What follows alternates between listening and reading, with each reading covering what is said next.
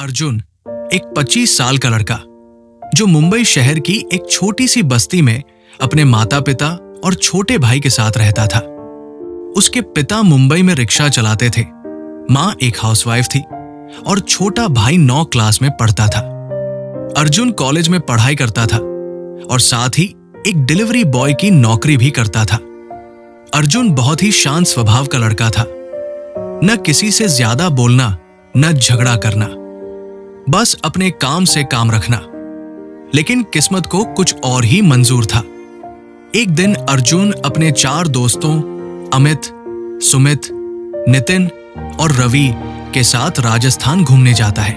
उन्होंने वहां के मेले, मंदिर और किले घूमे। घूमते घूमते शाम हो गई और वे कुलधारा गांव पहुंच गए, ये जाने बिना कि वहां किसी का भी जाना मना है। पूरा गांव वीरान था।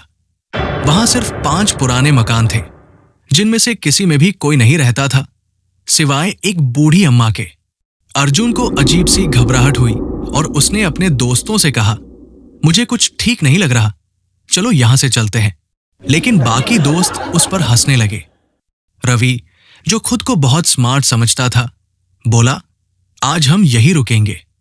मैं तो अकेले ही एक घर में रहूंगा, तुम लोग अपना देख लो। अमित, सुमित, नितिन और अर्जुन एक अलग मकान में चले गए। रात के करीब 1 बजे रवि सिगरेट पीने के लिए बाहर निकला। तभी उसने देखा कि वो बूढ़ी अम्मा जमीन पर अपने डंडे से कुछ लिख रही थी। वो गूंगी थी, कुछ बोल नहीं सकती थी। अचानक रवि ने देखा कि कोई जंगल की तरफ जा रहा है। उसे लगा शायद कोई दोस्त होगा, इसलिए वो भी उसके पीछे चल पड़ा। लेकिन तभी उस व्यक्ति ने कहीं से कुल्हाड़ी निकाली और रवि के पैरों पर वार किया। रवि जोर से चिल्लाया। रवि की चीख सुनकर अमित, सुमित और नितिन की नींद खुल गई। उन्होंने देखा कि अर्जुन भी कमरे से गायब था। वो तीनों दौड़ते हुए जंगल की तरफ रवि और अर्जुन को ढूंढने निकल पड़े। वे जोर जोर से नाम पुकारते रहे, लेकिन कोई जवाब नहीं मिला। ढूंढते ढूंढते अमित कब उनसे अलग हो गया, किसी को पता नहीं चला। तभी एक पेड़ के बीच से एक रस्सी आई और अमित की गर्दन को कस के जकड़ लिया। अमित जोर से चिल्लाया।